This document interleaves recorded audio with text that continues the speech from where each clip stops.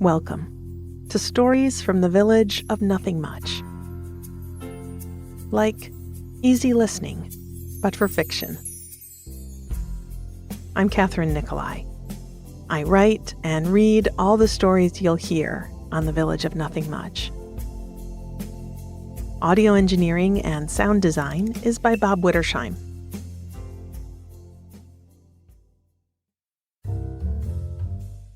In our show notes, you'll find links to our ad-free premium version, our other shows, and our own weighted pillows. This is a collaboration with the lovely team at Quiet Mind.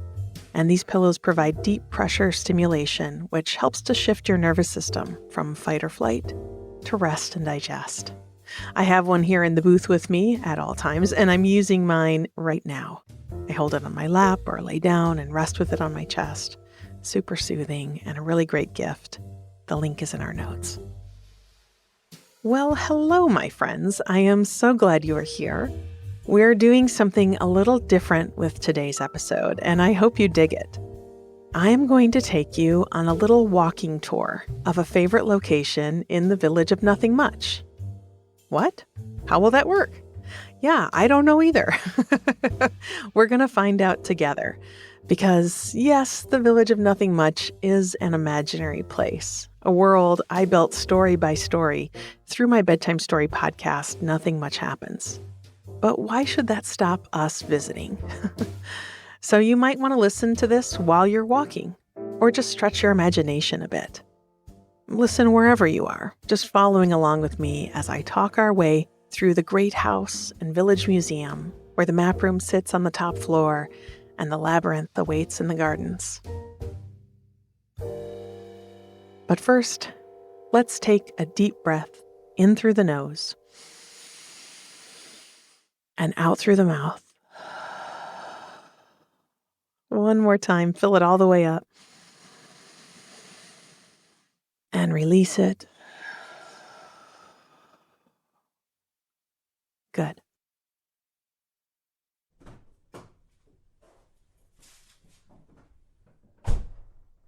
Village Museum Walking Tour.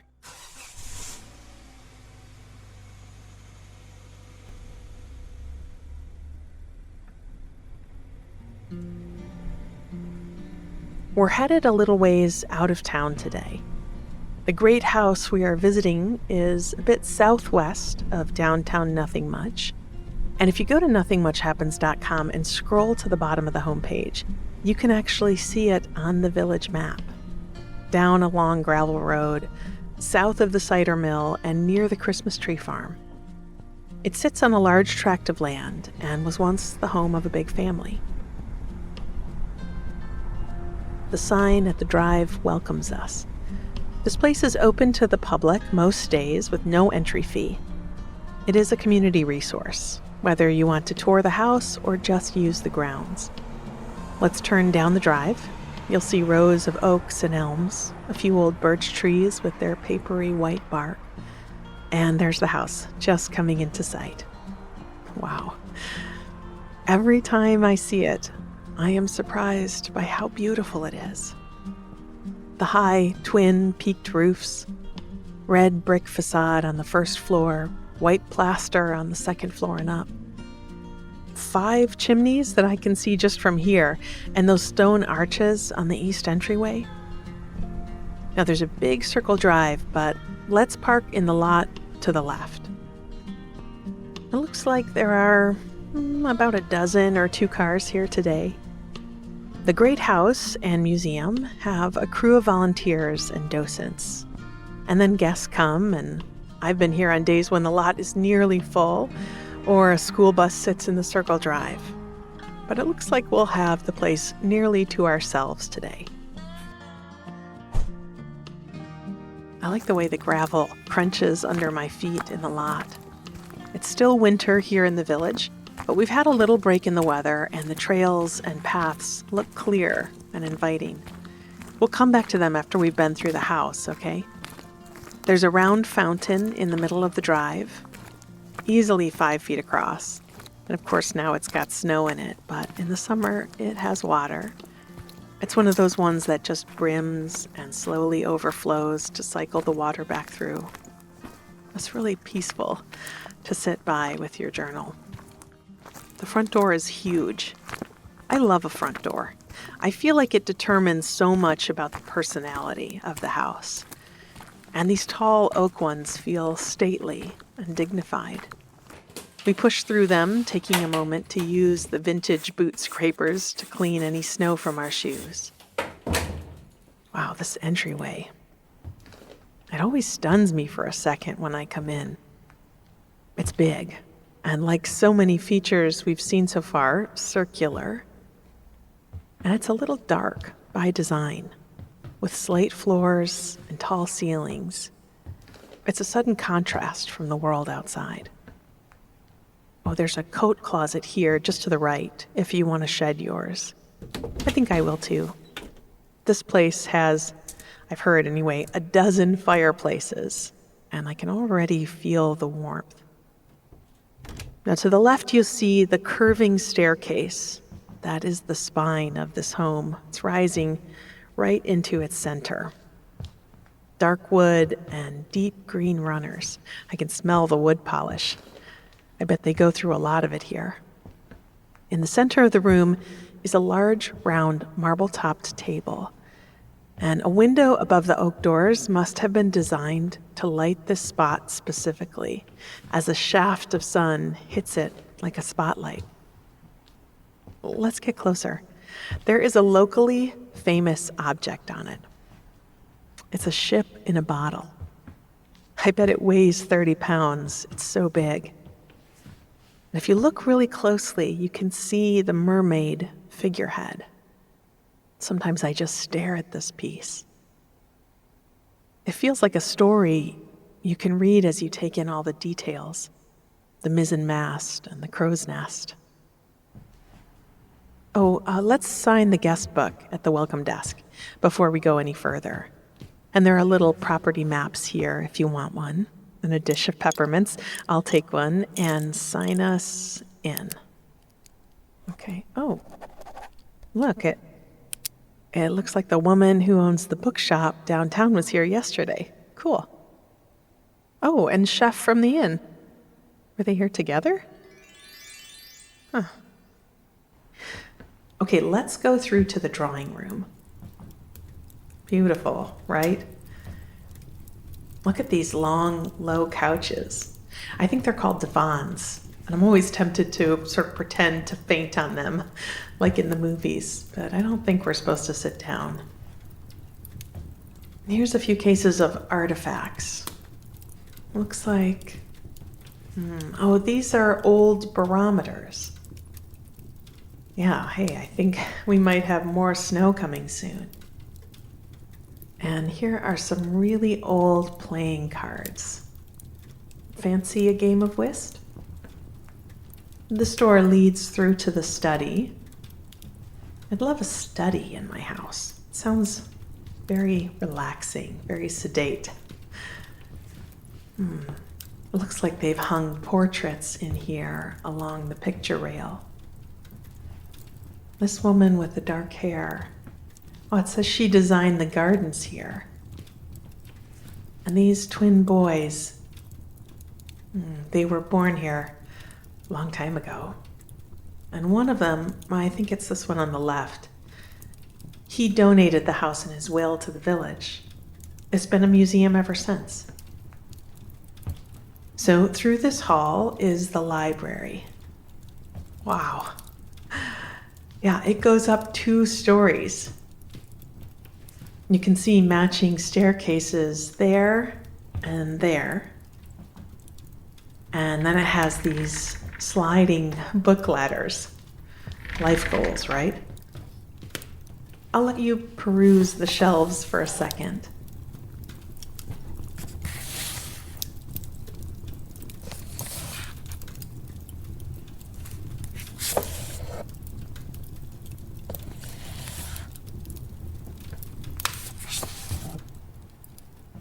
Oh, before we move on, if you look out this window, we are on the east side of the house now. You can see way out there the stone wall. And beside it, that's the labyrinth. We can take a walk on it later. Okay, we'll pass back through the entryway and down this hall to the solarium. It is one of my favorite places, not just in this house, but in the entire village, especially in the winter when you need to see something green and feel some extra warmth. Before they renovated it, it wasn't open to the public, and I used to peer through the door and see the broken glass and the rusting iron frames. I never imagined how good it could look.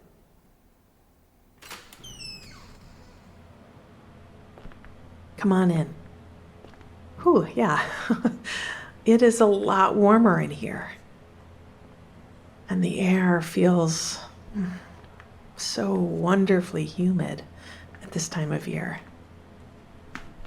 You can smell the damp soil and the flowers. This blue stone floor is all original to the house. And some of these plants were even propagated from plants that lived here 150 years ago. There are palms and cacti. Oh, come over here. This section is called the fernery. I love that so much. Look at these fiddleheads about to unfurl. And then there are all these tropical plants, citrus plants and birds of paradise, mandevilla, and these passion flowers. I don't want to rush us, but there is so much to see. Let's go back through the entryway and let's go up that big central staircase.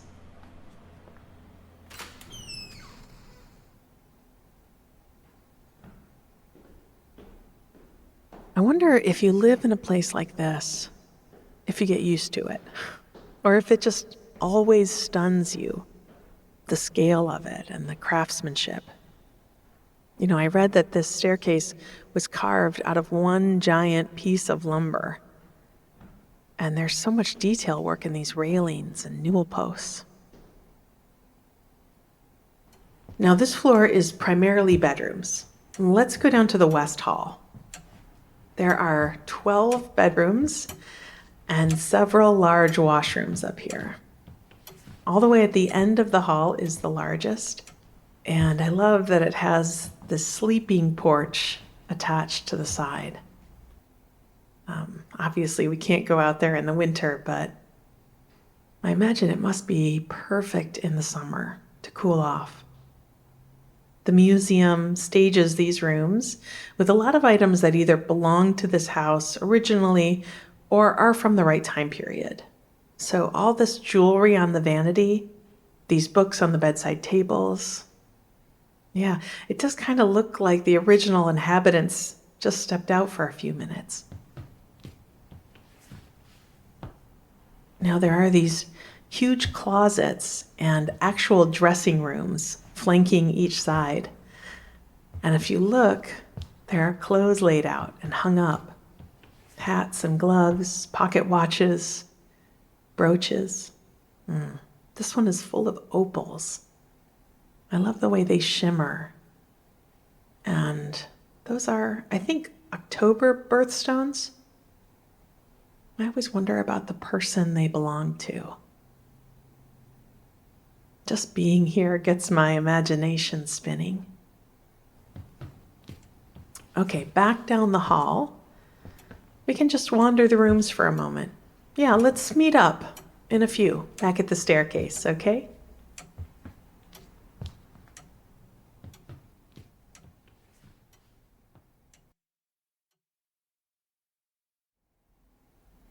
Hey, did you find anything interesting? I found this little nursery. Come on in. It has a collection of antique metal banks. I've seen these before, but never up close. Look at this one. It's a frog, and then you balance a coin here. I've got one in my pocket. Hold on. Yeah, you balance it on this lily pad, and then you wind it up, and the frog jumps, and the lily pad tips the coin inside. Pretty cool. Looks like they have a collection of dolls and marionettes. Huh. Did that one just move? I know it didn't, but yeah, let's keep going. Yeah, let's go up to the third floor, in fact.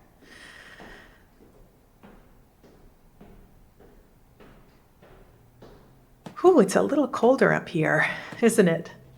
And the floorboards are a little creaky. I kind of like that, honestly. Old houses like this are so full of details and textures. Every corner has something to look at or listen to. And this floor has a lot to look at. They house one of the largest map collections in the state. I don't know about you, but there's something for me that is magical about maps. I've always been drawn to them, looking at globes and street maps, thinking about treasure maps. I like to find the places where I've lived or been and touch my finger to the spot. Here we go. The map room is right through here. Careful, the door frame is a little low up here. So you'll notice there are these antique cases that line the walls. And they're top to bottom with drawers. Each one is just an inch or so deep. And in each drawer, there's at least one map. Some of them hold a small stack of related papers. And then in the center, there's this big table they brought up from the library where you can sit and look at them. Usually the docent pulls out the one you'd like to see. They wear cotton gloves and ask you very politely not to touch the paper. I'll let you look around a minute.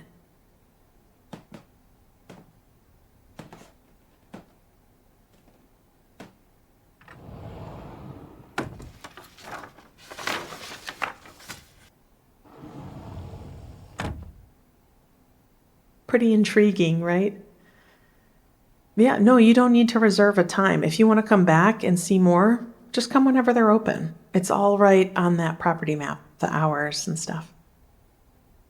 Before we go, let's look out of this window here. If you stand right here, you can see the koi pond. Yep, and way back there, there's the labyrinth again. I'm excited to show you. Okay. There is a second staircase, less fancy, but still very nice. Let's go down this hall and all the way through here we can take it down. And here's something interesting that many people who visit the house don't know. This staircase connects to the third floor and the first floor, but not the second. Instead, come through here. I mean, we're technically on the second floor, but the only way to this room is through the back stairs. You can see they set it up as a little office. And I think they know it was something similar, a little writing room or an art studio or something. The window looks into the back garden. And I think this wall touches the hallway on the other side of the front staircase. It's like this little hidden space you would never know would be here unless you paid very close attention to the rooms on the other side of this wall. If you had a room like this in your house, how would you decorate it? I think I would do very interesting wallpaper and the sort of dramatic colors and lighting that I am sometimes timid to try. What would you use it for? I think I might just make mine a reading room. Imagine a room with a really soft chaise lounge and those super cozy blankets they sell at that store in downtown. And when you're in here, you're sort of invisible, you know? Nobody knows you're here. It's perfect when you need to retreat. Okay, so we'll go down another flight. And we are coming into the first floor hall. Do you recognize? Yes, that is the solarium right there. So we'll just go a little further. Let's see the kitchen. It's big, right? Well, it's a big house. Remember all those bedrooms? There could be a lot of diners around the table. I'll show you the dining room in a second. So they have obviously replaced a lot here and modernized it so that it's functional. They have these big fridges, modern stoves and ovens, but I love that they kept the hearth. This fireplace is so big, and really it had to be because some of the cooking would very much have happened there when the house was built. They do host events here, so I know that they use these kitchens pretty regularly. In fact, you should save the date. There's going to be a big 4th of July celebration here this summer. I'm on the planning committee, actually, and we're going to have the village orchestra. No, we do have one. It isn't very big, but they are a treasure, and they're going to be playing on the lawn. And we'll have picnic baskets full of dinners to take out and listen. The baker from the bakery is going to be baking on site all day for it, and chef from the inn is making a signature pickle for the occasion. So yes, get your tickets soon. They benefit the house. So through this door here, we can go into the dining room. This table seats 24 people, and it is the original table designed for this room. And some of the china that is set out is also original. They change the table setting once a month or so to showcase different pieces and patterns. I love looking at the glasses and the cutlery. So many pieces. And while I'm sure it could have been a stuffy experience to sit here and make sure you have the right fork, I have a feeling this house was never that formal. Like, they had the stuff, but I think they also just ate dinner like anybody else. Had parties, celebrated birthdays and stuff. It's just a feeling I have. Now here is something new in this old house. Let's go back through the kitchen and then through this door. This was the butler's pantry and would have held the china and glasses and wine and lots of accoutrements for dining. But they've turned it into a tiny coffee and tea shop. Every museum needs a shop, so I'm glad they did this. And I was thinking, if you want to order us some drinks to take out onto the ground, I'll go get our coats. And then we can go through the kitchen gardens, which are really pretty. Well, they have a really good vanilla bean latte. Yes, please. Oat milk, definitely hot. Thanks. See you in a minute.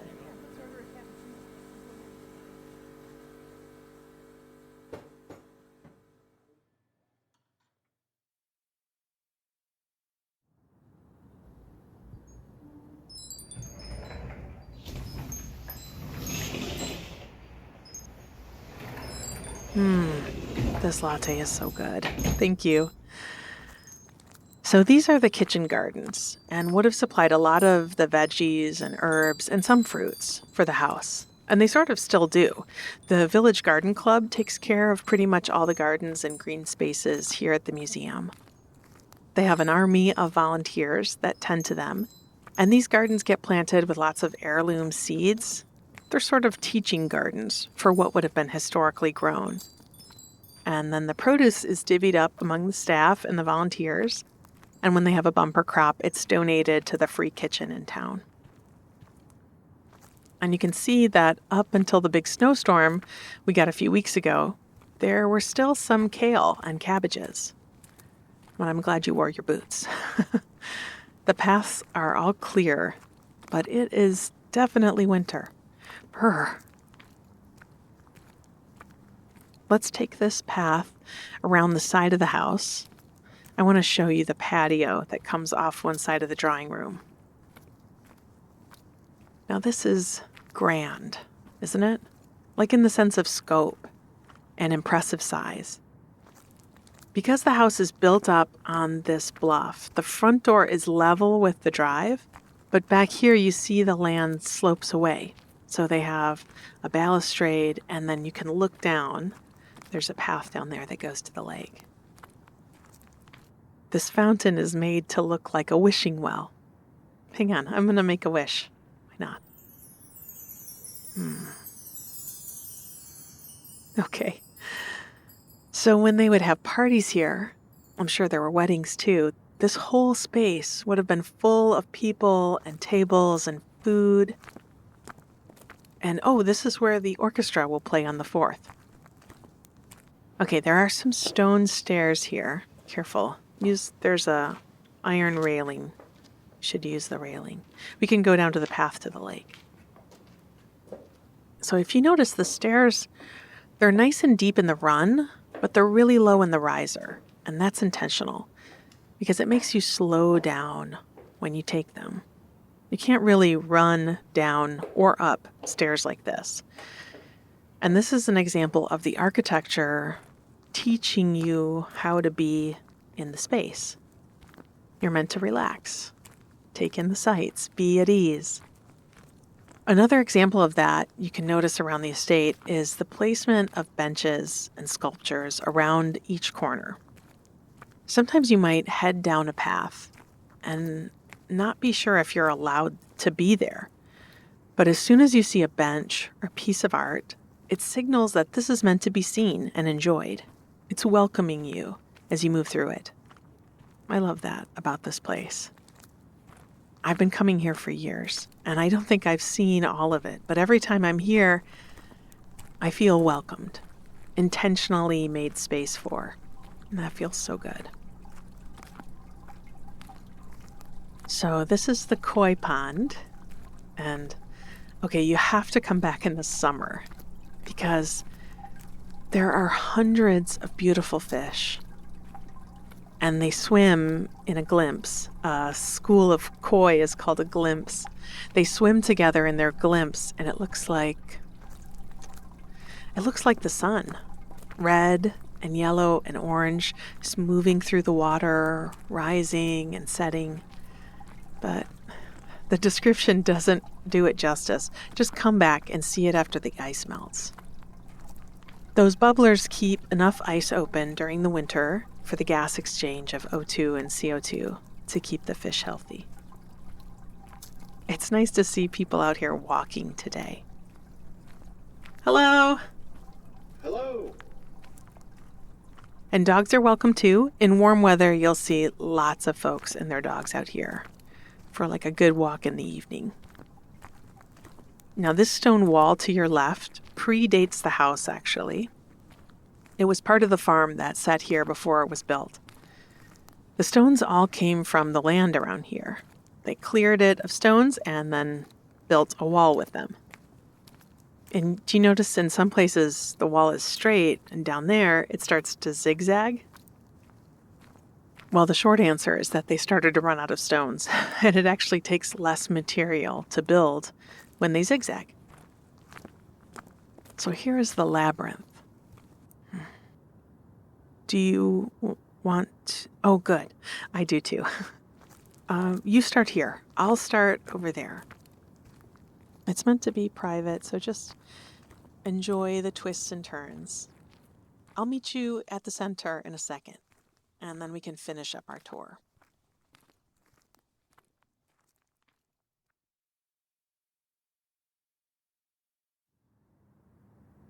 Oh, that sunshine feels good. It's warming me up a bit. Now, there is still a lot to see here, but even with the sun, I think we should wrap it up pretty soon.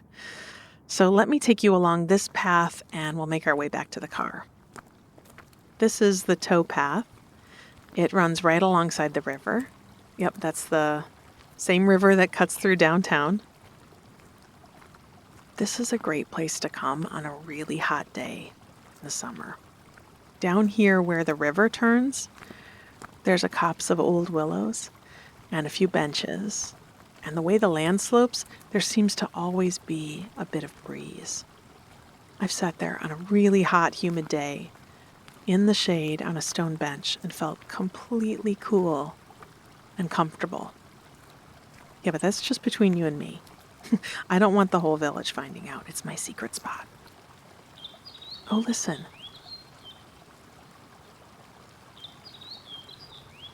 Those are snow buntings. I mean, they aren't rare or anything, but they have such a pretty song.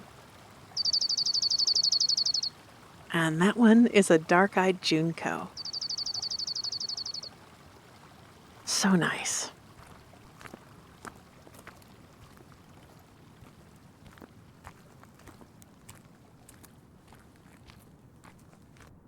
Well, my latte is gone.